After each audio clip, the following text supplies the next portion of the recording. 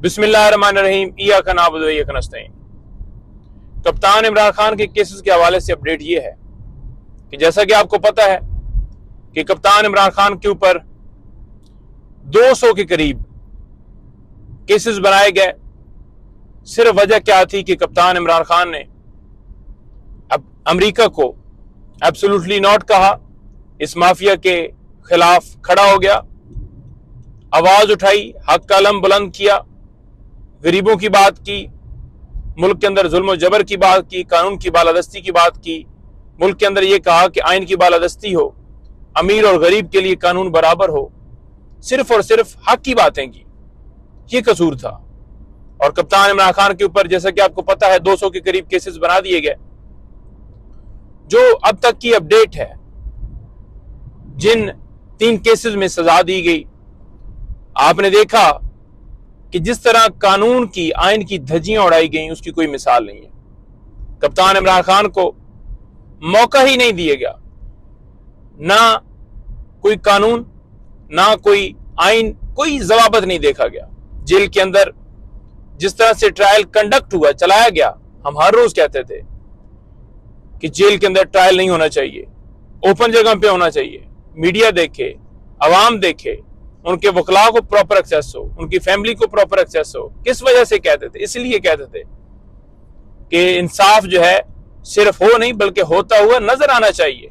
लेकिन बंद कमरे में जिस तरह से फैसले दिए गए, दिनों में दिए गए, घंटों में दिए गए, वो आप सबके सामने है।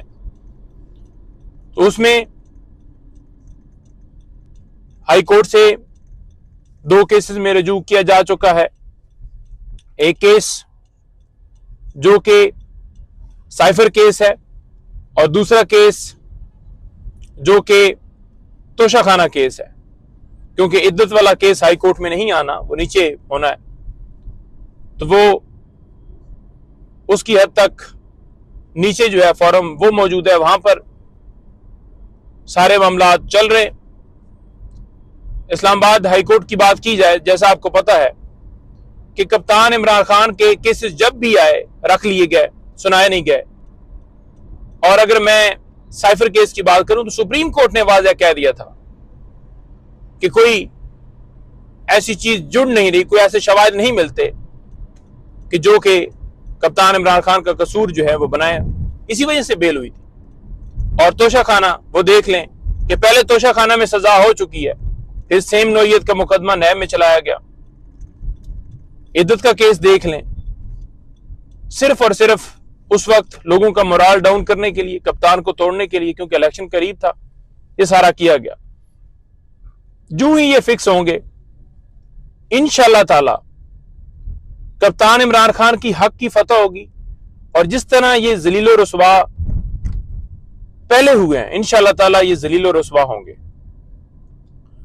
Al-Qadir trust case Islamabad high court में उसकी जो जमानत की दरखास्त हमने दी हुई है 26 तारीख के लिए फिक्स हो गया। और इसी तरह जो ट्रायल है, ट्रायल आपको वाज़ेह बताना चाहता हूं कि वो डेट जो है 23 तारीख के लिए वो फिक्स है। तो हम जेल में जाएंगे और वहां पर उसको हम परसू कर रहे हैं इंशाअल्लाह ताला। ये केसेस जो हैं ये झूठे हैं, बोगस हैं। 1 मिनट में अगर कप्तान इमरान खान चाहे तो वो जेल से बाहर आ सकता है अगर वो डील करे। लेकिन वो ना चोर है, ना डीलर है, ना वो भागने वाला है, वो डट के खड़ा है। वो उनकी तरह नहीं है जो मेडिकल का बहाना बनाकर डील करके बाहर चले जाए, बल्कि वो कहता है मैं कौम के साथ खड़ा हूं। वो कहता है मैं इस अवाम के लिए 1000 साल जेल के अंदर रहने के लिए तैयार हूं। वो कहता है कि मैं किसी तरह से नहीं झुकूंगा, किसी तरह से पीछे नहीं हटूंगा, हक कलम हमेशा का बुलंद रखूंगा। तो कप्तान इमरान खान के साथ इसी वजह से कौम उसके साथ खड़ी है। और कौम ने जो रिजल्ट दिया है उनकी नींदें हराम हो चुकी हैं। आज जो इमरान खान एक नई तारीख रकम करने जा रहा है, जिसमें आपने देखा कि हर डिपार्टमेंट मुखालिफ, लेकिन कप्तान डटा रहा और उसके साथ अवाम डट गई। और जो रिजल्ट्स आए आज भी उनसे वो मैनेज ही नहीं हो रहे।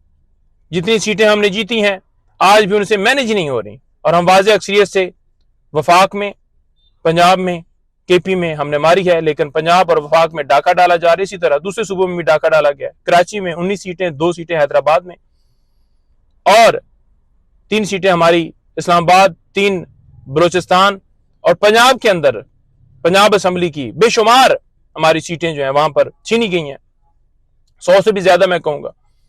और इंशाअल्लाह ताला ये जो वफाक में भी सीटें जीती गई हैं, हक की फतह होगी, सच की फतह होगी। इमरान खान जिंदाबाद, पाकिस्तान पाइंदाबाद।